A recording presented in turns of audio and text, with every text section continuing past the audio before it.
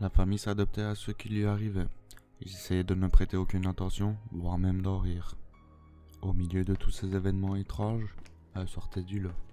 Personne ne savait dire pourquoi, mais les filles de la maison étaient persuadées de quelque chose, sans savoir dire quoi. Les semaines passèrent.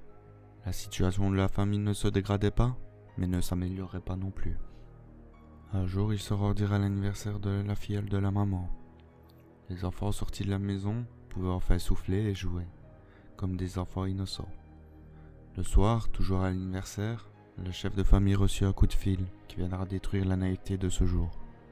Le papa des deux filles aurait été retrouvé mort en Afrique, là où il était parti vivre sa vie. Apparemment, il était décédé depuis environ un mois, mais le cauchemar des services publics rendit la transmission d'informations affreusement longue.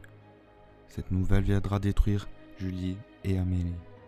La famille rentra dans leur maison accompagnée de pleurs d'enfants et d'une maman perdue, ne sachant pas quoi faire pour consoler ces deux princesses. La maison résonna toute la nuit des pleurs des deux jeunes filles. Les jours passèrent, et le chagrin restait. Mais un jour, lors de l'apparition de cette odeur de transpiration, Amélie réalisa que cette odeur était l'odeur qui l'avait bercée. Elle était persuadée que c'était celle de son papa. Elle alla prévenir sa maman et sa sœur Julie. Sa maman resta bouche bée, c'était devenu si clair pour elle, car si cette odeur avait bercé ses filles, cette même odeur l'avait serrée dans ses bras des années durant.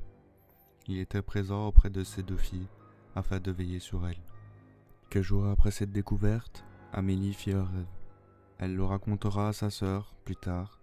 Elle y avait vu son papa, qui lui disait de faire attention à cette ombre qu'elle voyait, et à cette maison.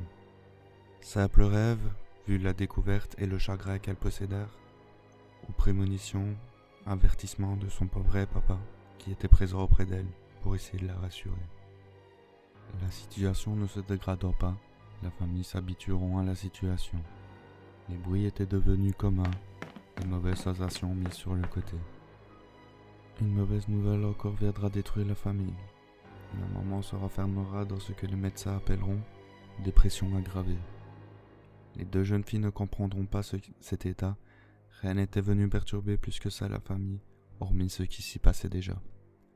La maman commença à faire des crises de tétanie en plus de sa dépression, dans lequel elle criera des choses complètement folles, sans queue ni tête. Lors de ces crises de tétanie, on pouvait voir la maman souffrir, rien qu'en apercevant son visage. Chaque muscle de son corps, sans exception, se contractait, et les cris fusèrent tout le long de cette crise. Presque chaque jour, le médecin de la famille devrait se rendre chez eux afin d'anesthésier la maman, pour que ces crises cessent. Les crises furent répétitives, sans fin. Les enfants souffrirent de plus en plus de cette situation, surtout le petit garçon, Isaac. Il ne comprenait absolument rien de la situation, vu son jeune âge.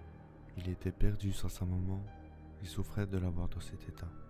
Chaque jour, il pleurait auprès de ses sœurs, elles qui essayaient, malgré leur jeune âge, de le rassurer. On s'arrête là pour aujourd'hui. Je tiens à vous remercier de votre écoute et à m'excuser du temps de la vidéo qui est plus court que la dernière fois, car ma sœur est accouchée et j'ai dû prendre du temps pour elle.